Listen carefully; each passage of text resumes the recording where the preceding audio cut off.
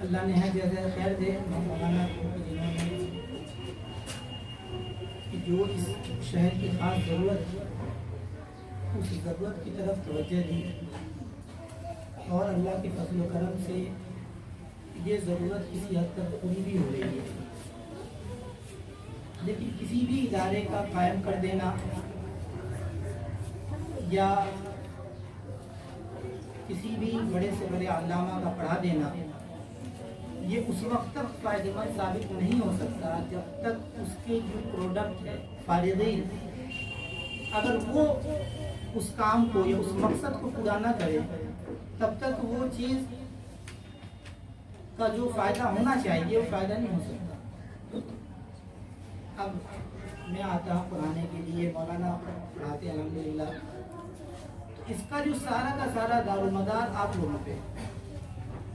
اگر آپ لوگ مولانا کی محنت کو, مولانا کی کوشش کو صحیح اگر آپ لوگوں نے کر لیا تب تو یہ بہت اچھا کام ہو رہا ہے. لیکن اگر صرف یہاں سے پڑھنے کے بعد یا پڑھنے کے زمانے میں آپ لوگ اس کی طرف توجہ نہیں دی کہ آخر مجھے اس مدرسے میں کیوں آئے, کیا مقصد ہے یہاں آنے کا, تب تک اس سے وہ فائدہ حاصل نہیں ہوگا جو فائدہ آج امت کو ضرورت ہے.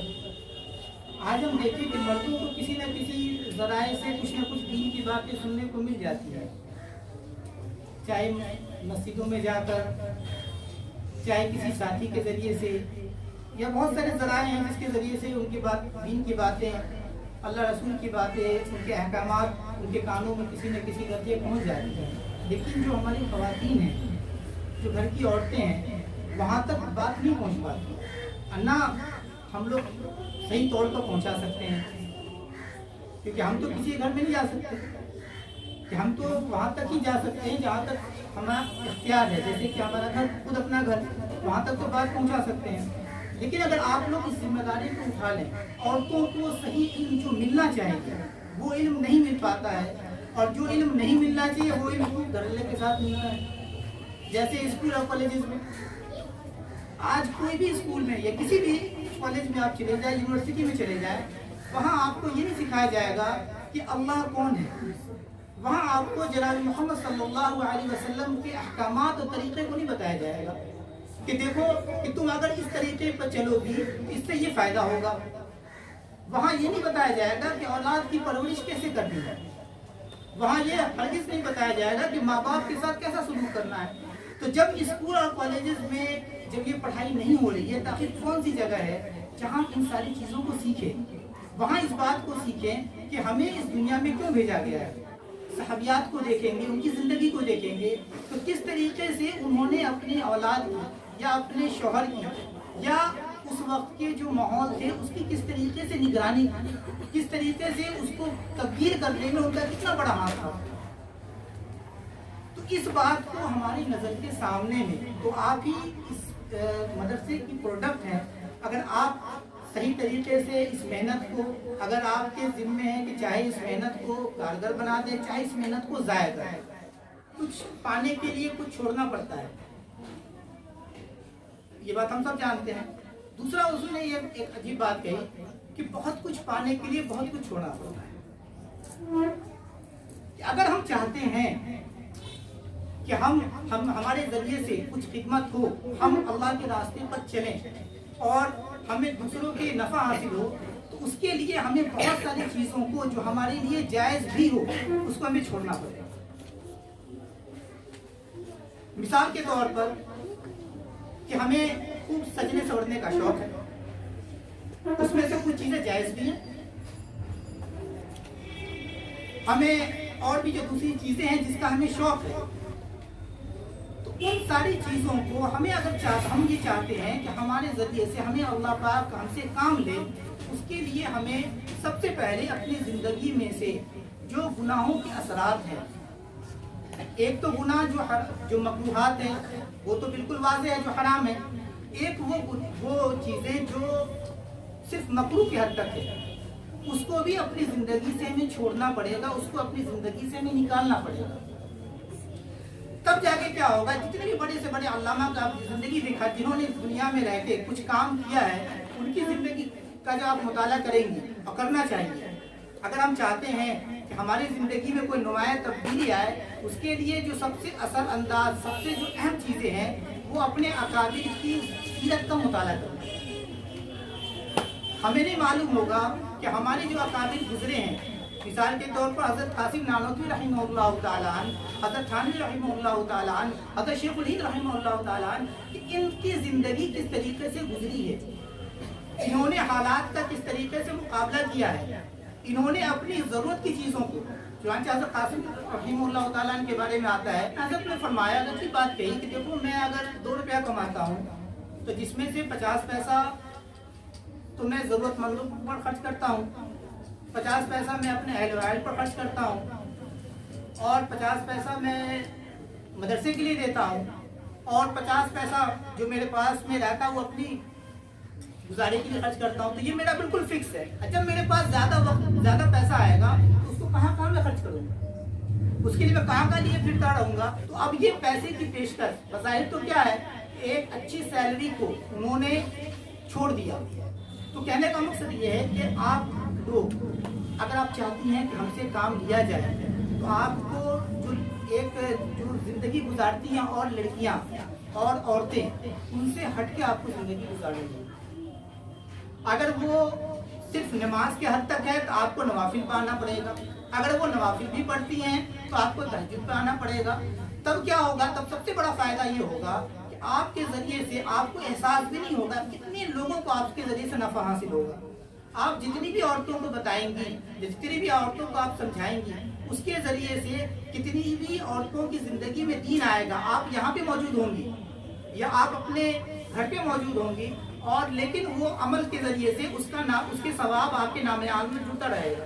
चुनांचे एक साहब ने कहा कि मैंने एक साहब को सलातुल तस्बीह की नमाज सिखाई, बज़ाहिर कितना मिनट, 10 मिनट लगा। काफ़ी दिनों के बाद उनसे मुलाकात हुई, तकरीबन 20 साल के बाद। तो उन्होंने कहा, और वो पहचान गया मुझे, मैं तो नहीं पहचाना उनको, लेकिन वो पहचान गया मुझे। उन्होंने कहा कि हजरत, आपने जो मुझे सलातुल तस्बीह की नमाज सिखाई थी, उस दिन के बाद से आज तक मैं रोजाना सलातुल तस्बीह की नमाज पढ़ता हूँ। कितना, सिर्फ 10 मिनट उनका लगा, और 10 मिनट में कितने सा, अब 20 साल में जोड़ दो कितने महीने, कितने दिन होते हैं, तो कितनी सलातुल तस्बीह की नमाज का सवाब उनके नामे आमाल में जोड़ दिया गया। मेहनत क्या लगा, सिर्फ 10 मिनट। इसी तरीके से आपको सबसे पहली चीज ये है कि जहाँ से तालीम सही तरीके से हासिल करेंगे। अगर आप यहाँ पर आधा इल्म हासिल करेंगी, आधी तालीम हासिल करेंगी, फिर इसका फायदा आप दूसरे तक नहीं पहुँचा सकते। तो आपको जो बात बताई जाए उसको इत्मीनान के साथ और जिस तरीके से बताई जाए उसको सीखें। और सीखने के ज़माने में ज़्यादातर मेहनत, ज़्यादातर कोशिश सिर्फ और सिर्फ पढ़ने में लगे। इसके अलावा दूसरी चीज़ें हैं, हत्ता कि यहाँ तक कहा जाता, हमारे असातिज़ा ने कहा कि पढ़ने के ज़माने में हमें इबादत से भी, यानी नफली इबादतों से भी रोका जाता है। क्योंकि मशहूर वाक़या आता शेखुल हदीस रहमहुल्लाह ताला शेख ज़करिया रहमतुल्लाह अलैह का, कि एक बार मगरिब के बाद का वक्त था, तो हज़रत ने नफिल की नियत बांधी। उधर से उनके वालिद गुजरे हज़रत यहया रहमतुल्लाह अलैह, उन्होंने नमाज ही के दौरान में एक खींच के तमाशा मारा। अब वो चारों तो घूम गए। बाद में कहते हैं कि सबने एक ही तरफ नमाज पढ़ी थी, किबले की तरफ, मैं चारों तरफ नमाज पढ़ लिया। फिर हज़रत ने क्या फरमाया, उनके वालिद मोहतरम ने, ये शैतान का मकरू फरेब है कि अभी तेरा जो वक्त है, तकरार का वक्त है, सबक का वक्त है, इस वक्त में तू नफिल की नियत बांध लिया। तो शैतान इस तरीके से, अच्छा मौलाना से मैं तो सुना था कि भाई नफिल नमाज का बहुत सवाब है, नफिल नमाज पढ़नी चाहिए। अब चलो नफिल नमाज के पूरी मुकम्मल नफिल नमाज पढ़ रही हूँ, उसकी वजह से क्या हुआ, सबक में सुस्ती हो गई, सबक नहीं पढ़ सके, या रात में मैं तहज्जुद के लिए माशाल्लाह तहज्जुद पढ़नी चाहिए, तहज्जुद के लिए उठी, यहाँ सबक में आके आ रही है, सो रही है। तो ये सब जो भी बातें हैं अमाल के मुतालिक, वो सब की सब बातें अभी जितना हो सकता है आप अल्हम्दुलिल्लाह करें, शौक से करें, लेकिन सबक का किसी भी हालत में नुकसान ना हो, चाहे कुछ हो जाए। कि अगर कोई ना कोई वाक़या पेश आ गया तो सबका जो गाज जो गिरेगा वो सिर्फ सबक पे, یا عبادت پہ. کوئی مہمان آ گیا تو سب سے پہلے کیا سبق پہ, اور تو کچھ نہیں, کھانا تو نہیں چھوٹے گا, سونا تو نہیں چھوٹے گا, لیکن کیا سبق میں سستی ہوگی. اچھا اگر بارش آ گئی تو سب سے پہلی چیز بارش سے کیسے جائیں گے, اگر باہر نکل گئے تو چل جائیں گے, بارش میں نہیں جا سکتے. ہمارے اکابر کے بارے میں یہاں تک واقعہ آتا ہے کہ آپ کا تو زیادہ 1 کلومیٹر 2 کلومیٹر کا فاصلہ ہوگا, 5-5 کلومیٹر کا فاصلہ طے کر کے پیدل صرف سبق میں شرکت کے لیے. اور بارش ایسا نہیں کہ بارش صرف 2019 میں برس رہی ہے اور پہلے کے زمانے میں بارش ہوتی نہیں تھی, تو اس وقت میں بارش ہوتی تھی. تو کیا ایک مشہور بزرگ ہے جن کا نام ذہن میں نہیں ہے, تو وہ جو سبق کے لیے آئے تو اپنے جو کتابیں تھیں, جو کتاب لے کے جا رہے تھے, اس کو ایک بڑا سا گھڑا لیا, اس میں رکھ لیا. اب بھیگتے ہوئے 5 کلومیٹر کا سفر بھیگتے ہوئے گئے اور وہاں پر جا کر سبق میں شریک ہوئے اور وہاں پر سیکھا. ایک دو واقعہ نہیں, ایک اور واقعہ آتا ہے کہ گئے سہارنپور کے قریب ہی ایک بستی ہے, تو وہاں علم دین سیکھنے کے لیے. اب ان کے پاس مدرسے میں, یہاں اب تو کچھ مدارس ایسے ہو گئے ہیں یہاں اکثر مدرسے میں جہاں پر رہنے کا بھی انتظام ہے, کھانے کا بھی انتظام ہے. پہلے ایسا نہیں ہوتا تھا, پہلے کھانے کی بھی ذمہ داری آپ کی خود کی تھی, رہنے کی ذمہ داری بھی آپ کی خود کی تھی. آپ لوگ علم حاصل کر رہے ہیں, اس کا جو ثواب یا اس کا جو بدلہ وہ آخرت میں اللہ پاک جنت کی شکل میں عطا فرمائیں گے. وہ آخرت میں اللہ پاک اپنی رضا کے شکل میں عطا فرمائیں گے. چنانچہ جب جنتیوں کو جنت میں داخل کر دیا جائے گا, جہنمیوں کو جہنم میں داخل کر دیا جائے گا, تو اللہ رب العزت جنتیوں سے پوچھیں گے کہ اور بھی تجھے کچھ چیز کی درکار ہے, کچھ کسی چیز کی ضرورت ہے, تو وہ لوگ کہیں گے کہ اللہ پاک آپ نے ہمیں عزت دی, آپ نے ہمیں بہترین جوڑے عطا فرمائے, آپ نے ہمیں بہترین بیویاں عطا فرمائی, اور ساری چیزیں جو ہماری ضرورت کی تھی, جو ہم نے سوچا بھی نہیں تھا, وہ چیز عطا فرمائی. اب تو کسی چیز کی ہمیں ضرورت نہیں ہے. اللہ رب العزت فرمائیں گے لیکن ایک چیز اور ہے. تعجب میں پڑ جائے گا وہ چیز کیا ہے, اللہ خود فرمائیں گے میری رضا. آج کے بعد میں تم سے کبھی ناراض نہیں ہوں گی. اس بات سے جنتی اتنے خوش ہوں گے, اتنے خوش ہوں گے, جتنی بھی نعمتیں ان کو ملی ہوں گی ساری نعمتوں کو ہیچ ثابت کرے گی وہ الفاظ اللہ رب العزت کا کہ میری رضا, کہ اللہ پاک آج کے بعد مجھ سے ناراض نہیں ہوں گے. تو گویا کہ اب ساری کی ساری چیزیں مجھے مل گئی. تو اگر ظاہری اعتبار سے اگر آپ کو کوئی دشواری ہو یا دل میں خیال ہو کہ میری فلاں ساتھی وہ میڈیکل میں پڑھ رہی ہے, میری فلاں ساتھی انجینئرنگ میں پڑھ رہی ہے, میری فلاں ساتھی گریجویشن میں پڑھ رہی ہے, تو دل میں ہلکا سا قلق اگر محسوس ہو تو اس کو اس طریقے سے آپ ظاہر کریں کہ وہ جو میڈیکل میں آپ کر رہی ہیں, وہ جو انجینئرنگ کر رہی ہیں, اس کا جو بدلہ ہے وہ اللہ کا نہیں ہے. اللہ پاک یہ نہیں کہا کہ تم اگر میڈیکل کرو گے تمہیں جنت عطا فرمائیں گے, تم اگر انجینئرنگ کرو گے تو تمہیں جنت عطا فرمائیں گے, لیکن اس علم پر, اس تعلیم پر اللہ پاک کا وعدہ ہے کہ جو بھی میرے راستے میں چلے گا, جو بھی میرے راستے میں جدوجہد کرے گا, اللہ پاک اس کو بہترین بدلہ اور سب سے بڑا بدلہ کا اللہ کرے گا. اللہ پاک مجھے بھی آپ لوگوں کو عمل کی توفیق عطا فرمائے. اسی بات